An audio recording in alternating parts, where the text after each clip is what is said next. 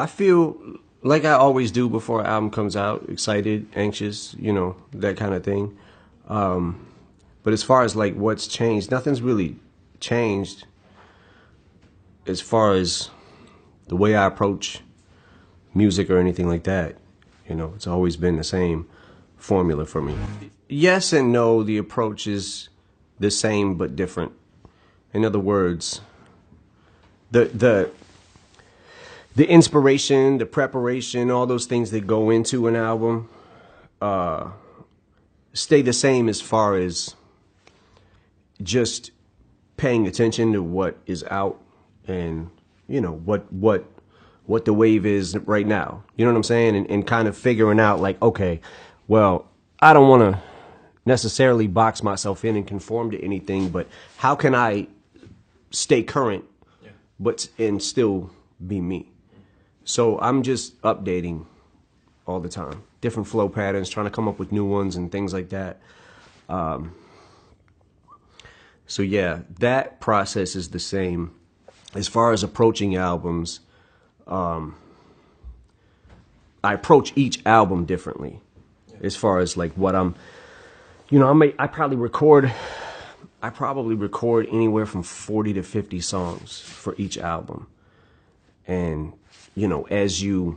as I go through like my 2-year process is usually around what it takes when I start working on an album. As I go through that and I make a few songs a month, what I'll do is if each song gets better, then I'll have, okay, I got 2 songs that I feel confident about. Let me see if I can get 3. And then I might do that third one and it doesn't come out the way I thought it would in my head. So I go back to the drawing board and just build like that. And as you go through, like some of your older songs get replaced by newer songs, and that's kind of how the process is for every album.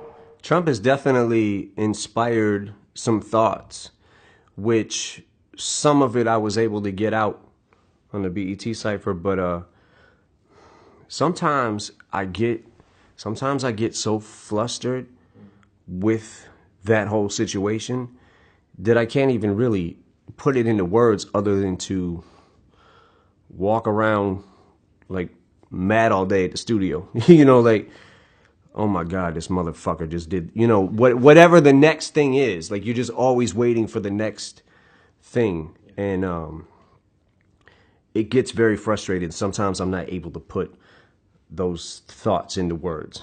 Skylar actually was on the original hook, and she had sent it to my manager, Paul, or played it for Paul. And then Paul liked it and sent it to Rick Rubin when I was out in LA working with him.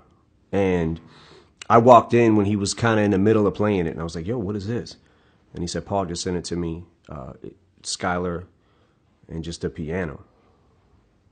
And by the second time the chorus came around, I was like, yo, this is speaking to me. So I took it in the other room,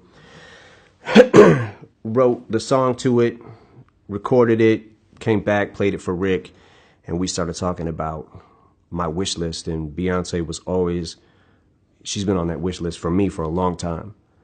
And we talked about it, me and Paul, and Rick, and we thought, yo, this would be perfect if she would do it. I didn't know if it was going to be possible, but the fact that she did it was like, oh my God, it's crazy to me, because I felt like she definitely probably could relate to kind of the bar you set for yourself and people set for you and the standards that they have. And she's always got to meet them and try to one up her last thing she's just done, So I felt like she might be able to relate to this. And yeah, I guess I was right.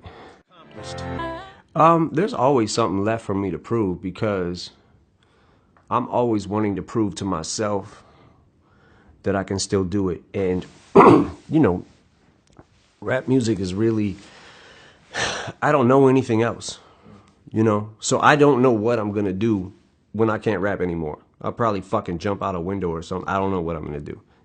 But I always try to stay inspired, and I'm always listening to what's new. And my own competitive spirit, I always want to be in that mix and at least in that conversation, And I think that sometimes I need that. I need being counted out, I guess, to try to prove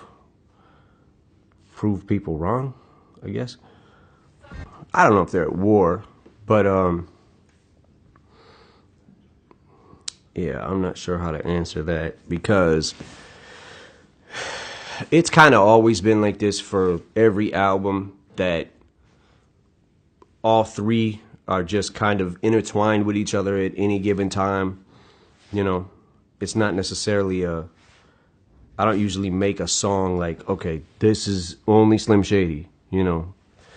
It's kind of hard to actually do that, at least at this point in my life. Like, I kind of just sprinkle them all in there, you know. They're all throughout probably each song.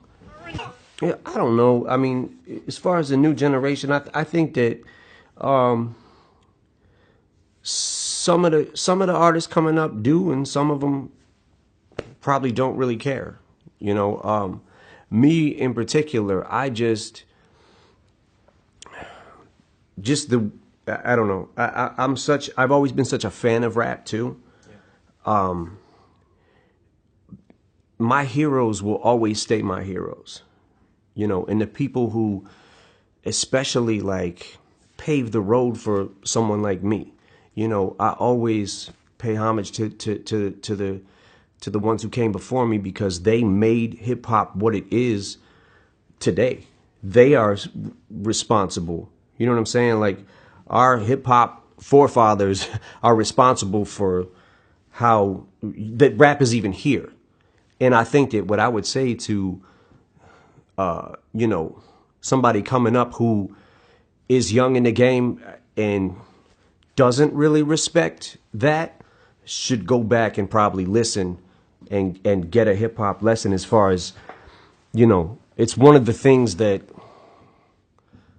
I'm able to do by feeding off that old energy and the new energy that's out right now, and able to try to intertwine those.